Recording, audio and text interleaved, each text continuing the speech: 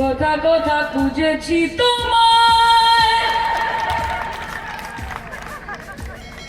তুমি জানো না। এই হচ্ছে ব্যাপার। হ্যাঁ ঠিক আছে তো, ঠিক বলছি কিনা বলো, ভুল বললে কাজে এদের কোনো দরকার নেই। কিন্তু তিনি বহাল তবিয়তে কোথায় আছেন আমরা জানি, প্রশাসনও জানে, থানা পুলিশ সবাই জানে, কিন্তু তার বিরুদ্ধে কোনো ব্যবস্থা নেওয়া হচ্ছে না। মানে প্রশাসন কোন জায়গায় আছে এবং কত বড় প্রভাবশালী তিনি, রাজ্যের বড় বড় নেতা মন্ত্রীদের সঙ্গে অবশ্যই তার ওঠা বসা আছে, নইলে এ কাজ হতে পারে না যে যদি কেজরিওয়ালের মতো লোক, যিনি হচ্ছে দিল্লির মুখ্যমন্ত্রী, তাকে যদি জেলে যেতে হয়, যদি ঝাড়খণ্ডের মুখ্যমন্ত্রীকে জেলে যেতে হতে পারে, যদি জয়ললিতাকে জেলে যেতে হতে পারে, যদি লালু প্রসাদকে জেলে যেতে হতে পারে, আর একজন বিডিও তিনি হচ্ছে ঘুরে বেড়াচ্ছেন, কোথায় আছেন সবাই জানে, তারপরেও তাকে ধরা হচ্ছে না। কত বড় প্রভাবশালী, এবং তিনি যে কাজ করছেন মানুষের, এবং দাবাং বলে তিনি নিজেকে প্রচার করতেন এবং হচ্ছে মানুষের নিজেকে দেখাতেন যে মানুষের জন্য কাজ করছি, অথচ তিনি শূন্য পাওয়া একজন বিডিও। ফলে এটা প্রশাসনিক বিশাল একটা বড় ব্যর্থতা বলেই আমরা মনে করছি। এই যে চিনতে পাচ্ছেন, এই হচ্ছে প্রশান্ত বর্মন, সেই ভিডিওকে মনে পড়ছে, যে ভিডিও দুর্নীতিগ্রস্ত, সেই ভিডিও। ও ড্রিঙ্ক করে গাড়ি নিয়ে আসছিল মেহকি পাঞ্জাবের সামনে দিয়ে, এদের মুখে মাস্ক পড়ছে, লজ্জায় মুখে মাস্ক পড়ছে, ড্রিঙ্ক করে গাড়ি নিয়ে আসছিল। হ্যাঁ দেখুন খামটা দেখুন, খাম করে দিয়ে ড্রিঙ্ক করে যাচ্ছে। এই সেই ভিডিও, প্রশান্ত বর্মন সেই ভিডিও, দুর্নীতিগ্রস্ত, ড্রিঙ্ক করে যাচ্ছে মেহকি পাঞ্জাবের সামনে দিয়ে। এই যে ধাক্কা, এই যে দেখুন কিভাবে ধাক্কা মেরেছে গাড়ি, এই সাইডে দেখলে বুঝতে পারবেন। এই যে সাইডে দেখুন, এই সাইডে দেখুন, এই সাইডে দেখলে বোঝা যাবে যে কত জোর ধাক্কাটা মেরেছে। হ্যাঁ আবার লজ্জায় মুখে মাস্ক পড়ছে। প্রশান্ত বর্মন দুর্নীতিগ্রস্ত ভিডিও এবং হচ্ছে ড্রাং বয়, এত পরিমাণে ড্রিঙ্ক করেছে যে গাড়ির কন্ট্রোল নেই ওনার হাতে। উনি বেরিয়ে চলে যাচ্ছিলেন, উনি ধাক্কা মারার পরেও বুঝতে পারছেন যে ধাক্কা মেরেছেন, তারপরে উনি বেরিয়ে চলে যাচ্ছিলেন। আমি ছুটে এসে ওনার সামনে স্কুটি লাগিয়েছি, ওনাকে আটকেছি, পুলিশদেরকে ডেকেছি, পুলিশরা যথাযথ ব্যবস্থা নেবে। যতক্ষণ না পর্যন্ত ব্যবস্থা হবে ততক্ষণ মোবাইল হাত দেবেন না বলে দিলাম, কারণই নেই।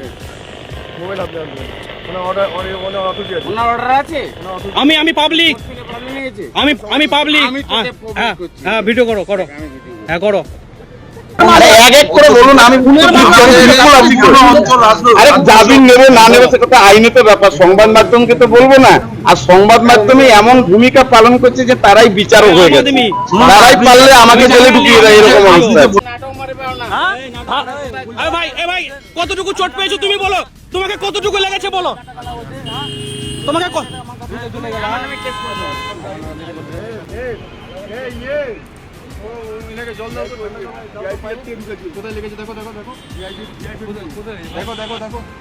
এই যে পায়ে লেগেছে, পায়ে জল নিয়ে আসো। যার বিরুদ্ধে বারবার বিভিন্ন রকমের অভিযোগ আসে। প্রথম অভিযোগ যে তিনি নাকি ফাঁকা খাতা দিয়ে বা 26 পেয়ে চাকরি পেয়েছেন, জানি না এর কতটা সত্যতা আছে। দ্বিতীয় অভিযোগ দেখা যাচ্ছে যে তিনি একটি ঘটনা যেখানে একজন ব্যবসায়ীকে, স্বর্ণ ব্যবসায়ীকে অপহরণ এবং মামলায় তার নাম জড়িয়েছে, এবং তাকে দেখা যাচ্ছে সেই বাড়ি থেকে বেরোতে, পুরো ভিডিও সিসিটিভির ফুটেজ আছে এবং সেখানে তাকে দেখা যাচ্ছে। এরপরেও তাকে ক্লোজ করা হয়। এই মমতা বন্দ্যোপাধ্যায় এবং অভিষেক বন্দ্যোপাধ্যায়ের সাথে অত্যন্ত ঘনিষ্ঠ সম্পর্ক। আমাদের কাছে বিশ্বস্ত সূত্রে খবর আছে, বিভিন্ন ব্যক্তির সামনে এই মমতা বন্দ্যোপাধ্যায়ের পার্সোনাল ফোনে ফোন করে, লাউড স্পিকারে চালিয়ে অনেককে কথা বলিয়ে দেখিয়েছেন বা শুনিয়েছেন যে তিনি মমতা বন্দ্যোপাধ্যায় এবং তার ভাইপো অভিষেক বন্দ্যোপাধ্যায়ের কতটা ক্লোজ, এবং এই ক্লোজ সম্পর্কের জন্য দেওয়ার সাহস পাচ্ছে না। আর এটা যদি হয় যে একজন ভিডিও তারপরে যদি বেঁচে যায়, তাহলে পরিষ্কার ধরে নিতে হবে যে মমতা বন্দ্যোপাধ্যায় সম্পূর্ণভাবে এই অপহরণ এবং খুনের সাথে মমতা বন্দ্যোপাধ্যায় জড়িত, এবং মমতা বন্দ্যোপাধ্যায় এই ধরনের অপরাধীদেরকে প্রশ্রয় দিচ্ছে। তাকে কালিমালিপ্ত করবার যে চেষ্টা, যারা ষড়যন্ত্রকারী আস্তে আস্তে বেরোচ্ছে আর নিজেদের টিআরপি বাড়াচ্ছে। সংবাদ মাধ্যম যেহেতু প্রশান্ত বর্মনকে খবর করার পর ভুল খবর, ভুল বার্তা সমাজ মাধ্যমে পৌঁছানোর পর টিআরপি বাড়ছে, সেই রকম ষড়যন্ত্রকারীরা এখন সেই টিআরপির অংশীদার হতে যাচ্ছে। শুনুন, একটা কথা বলবো, যখন ষড়যন্ত্রকারীরা দেখে যে কোথাও আর কিছু করতে পারছি না, তখন তাদের মুখে এইসব ভাষাগুলোই ব্যবহার করে। সেই রকম আমি প্রথম থেকে এই জন্য বারবার আপনাদেরকে বলে আসছি সমাজকে কালিমালিপ্ত করবার চেষ্টা, এবং আস্তে আস্তে আপনারা দেখবেন এইভাবেই ষড়যন্ত্রকারীরা বাইরে বেরিয়ে আসবে।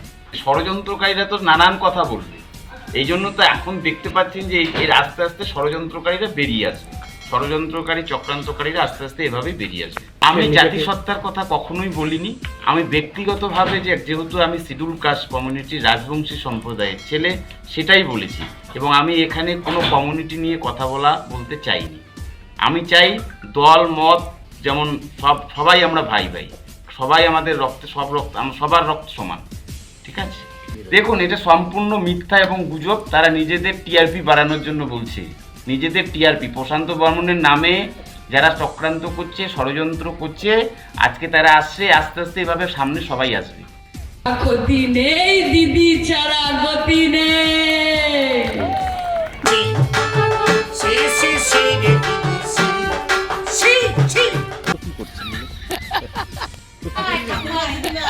দিয়ে দাও